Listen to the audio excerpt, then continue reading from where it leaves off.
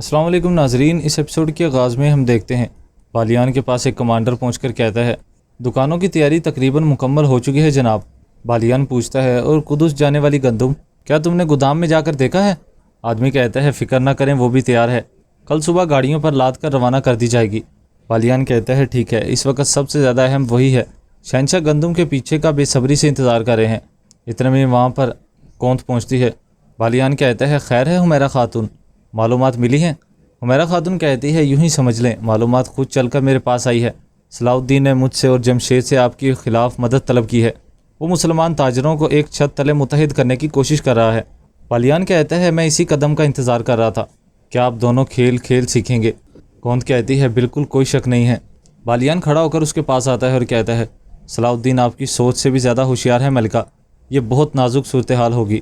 امید ہے کہ انتقام کی خواہش آپ کے کام میں خلل نہیں ڈالے گی، کیونکہ شہنشاہ مارلک کے تمام منصوبوں کو خاک میں ملا دے گی۔ کونت کہتی ہے جلد یا بدید صلاح الدین کو مار ڈالوں گی، لیکن مجھے کوئی جلدی نہیں ہے۔ اپنا محل، اپنی ریاست، سب کچھ چھوڑ کر یہاں پر آئی ہوں۔ یہ اچھی طرح جانتی ہوں کہ کیا اور کیوں کر رہی ہوں، اسی لیے اس کھیل کو شہنشاہ کے اصولوں کے مطابق ہی کھیلوں گی۔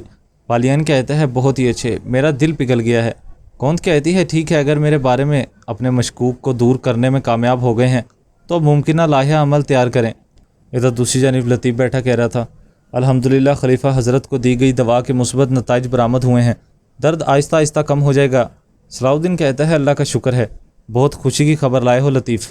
اتنے میں ہی سپاہی اجازت لے کر اندر داخل ہوتے ہیں اور کہتے ہیں امیر محترم، جس گودام میں گندم ہے وہاں پر کفار شہد کی مکھیوں کی طرح پہرے دے رہے ہیں۔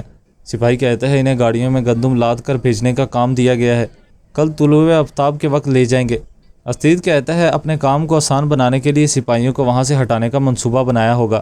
صلاح الدین کہتا ہے ہمارا مقصد سپاہیوں کو ہٹا کر گندم کو ہتھیانا نہیں ہے، یہ صرف پہلا قدم ہے، اس مسئلے کو جڑوں سے اکھاڑ پھینکیں گے۔ سرزمین پر مصر پر کسی صلیبی جوتے کا نشان باقی نہیں رہنا چاہیے۔ اتنے میں ہی لطیف پہنچ کر کہتا ہے امیر محترم، جس کے بعد وہ ایک خط صلاح الدین کی جانب کرتا ہے اور کہتا ہے شمسا چاہتی تھی کہ آپ کو دوں، جس کے بعد صلاح الدین خط کو پڑھنے لگتا ہے جس میں لکھا تھا دکان میں آپ کے قدموں میں گر جانے والی اور آپ کے چچا کے مطابق آپ کے لیے موضوع آپ کی ہم عقیدہ حمیرہ خاتون جیسی دکھتی ہے ویسی نہیں ہے۔ اگر سچ دیکھنا چاہتے ہیں تو فوراً عیسائیوں کے قائد کے گھر کی طرف جا سکتے ہیں۔ صلاح الدین کو ایک منظر یاد آنے لگتا ہے جب اس نے حمیرہ خاتون کو دیکھا تھا اور کہا تھا حمیرہ خاتون بھی ہماری مدد کر سکتی ہے، قتل کی تحقیقات میں ہماری بہت مدد کی ہے۔ فاضل نے کہا تھا دکان کافی عرصے سے بند تھی، پتہ نہیں کہ پہلے کہاں پر تھی، اور صلاح الدین حمیرہ خاتون کے پاس بھی گیا تھا، وہاں پر اس نے حمیرہ خاتون کے ہاتھ میں ایک عجیب قسم کے نشان کا بریسلیٹ دیکھا تھا۔ صلاح الدین سوچ کر کہتا ہے کلائی پر موجود مچھلی کا مطلب اب واضح ہوا ہے، حمیرہ خاتون۔ سپاہی پوچھتا ہے جناب مچھلی کا کیا مقصد ہے؟ صلاح الدین کہتا ہے ابتدائی عیسائیوں کی جانب سے استعمال کردہ خفیہ علامات میں سے ایک ہے۔ سپاہی کہتا ہے آپ کا کیا حکم ہے امیر؟ ادھر دوسری جانب یارو کی اپنے آدمیوں سے کہہ رہا تھا سب اپنے کام کو اچھی طرح سے سمجھتے ہو نا؟ سورج کی پہلی کرن کے ساتھ شہر میں داخل ہوں گے اور بغیر شور مچائے اپنا کام پورے کریں گے۔ آدمی کہتا ہے پریشان نہ ہو، ہم قدس کی گلیوں کو اپنی ہتھیلی کی پشت کی طرح جانتے ہیں۔ ادھر دوسری جانب صلاح الدین کونت کے پاس پہنچتا ہے اور کہتا ہے حمیرہ خاتون۔ کونت کہتی ہے کیا کچھ ہوا ہے امیر صلاح الدین؟ خیر تو ہے؟ صلاح الدین کہتا ہے بہت اہم کام ہے، صلیبیوں کی جانب سے بازار میں فروخت کے لیے لائے گئے کپڑے سب بازار کے اندر گودام میں ہیں اور ہم اس گودام کو جلا دیں گے۔ حمیرہ خاتون کہتی ہے میرے تجسس کو نظر انداز کریں، لیکن ایسا کرنے کا کیا فائدہ؟ صلاح الدین کہتا ہے مقصد یہ ظاہر کرنا ہے کہ یہ بازار اتنا محفوظ نہیں ہے جتنا وہ سمجھتے ہیں، اس کے علاوہ سمال جننے سے بازار میں ان کا استحکام ملتوی ہو جائے گا۔ حمیرہ خاتون کہتی ہے یہ بہت ہی اچھا خیال ہے، میں آپ کے لیے کیا کر سکتی ہوں؟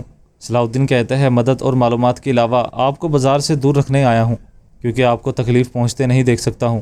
کونت کہتی ہے میرے بارے میں سوچنے کے لیے شکریہ۔ صلاح الدین کہتا ہے یہ آپ کی مدد کے مقابلے میں کچھ بھی نہیں ہے، جس کے بعد وہ وہاں سے روانہ ہوتا ہے۔ حمیرہ خاتون کہتی ہے بالیان یہ سن کر بہت خوش ہوگا، اور پھر قدس کا منظر دکھایا جاتا ہے۔ شہنشاہ مارلک کھڑا کہہ رہا تھا خداوند مجھ پر اور میری رعایا پر رحم فرما، ہمیں اپنے لامتمنا نعمتوں سے محروم نہ کرنا، آمین۔ ادھر دوسری جانب ہم دیکھتے ہیں بالیان اپنے کمرے میں پہنچتا ہے، سامنے سے کمانڈر آ کر کہتا ہے جناب کونت کوئی مسئلہ ہے؟ بالیان کہتا ہے میلا کی جانب سے خبر ملی ہے، صلاح الدین ہمارے لائے گئے کپڑے جلانے والا ہے۔ آدمی کہتا ہے یہ کیسے ممکن ہے، اب ہم کیا کریں گے؟ بالیان کہتا ہے بازار کے ارد گرد ایک خفیہ حفاظتی حلقہ چاہتا ہوں، ہم کپڑے والے گودام کے سامنے بھی پہرا دیں گے، صلاح الدین کے آنے پر انہیں رنگے ہاتھوں پکڑ لیں گے۔ آدمی کہتا ہے لیکن آپ جانتے ہیں کہ ہمارے پاس اتنے سپاہی نہیں ہیں، بالیان کہتا ہے میں جانتا ہوں، اسی لیے گندم کے گودام میں بھیجے گئے سپاہیوں کی اکثریت کو واپس بلاؤ اور کپڑوں کے گودام پر تعینات کرو۔ گندم والے گودام میں تھوڑے سپاہی بھی کافی ہیں۔ اس کے بعد آدمی روانہ ہوتا ہے۔ ادھر صلاح الدین کھڑا تھا۔ عزیز آ کر کہتا ہے امیر محترم سب کچھ تیار ہے، آپ کے حکم سے ہم حرکت کے لیے تیار ہیں۔ اور پھر صبح ہو جاتی ہے۔